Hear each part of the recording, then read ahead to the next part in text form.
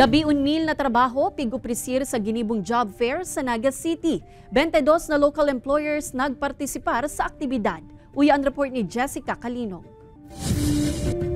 Pinilahan kan mga job seeker, nagikan pa sa manlain-lain na lugar, ang job fair na ginibo sa Sarong Mall sa syudad ni Naga asin inorganisar kan Metro Peso. Pira sa mga inian kakagraduar pa sana sa senior high school. Arog na sana ni Jonathan.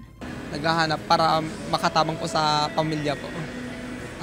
Bako lang sa pamilya, hindi maano ko man sa diri ko po. Nasa 1,079 na mga bakanteng trabaho ang pig-opresir ka nasa 22 na mga local employer na nagbale sa aktibidad. Mga yaong po digdiyo, nakaagi po kaya, nagkaigo kitang job fair. Ini pong in-invite mi digdiyo, kadaklan po bago mga kumpanya na. Ang manufacturing as in BPO industry, iyo ang nangenot sa may pinakadakol na bakanteng trabaho sa nasambitan ng aktibidad. Ini si Jessica Calinog, Balitang Bicolandia.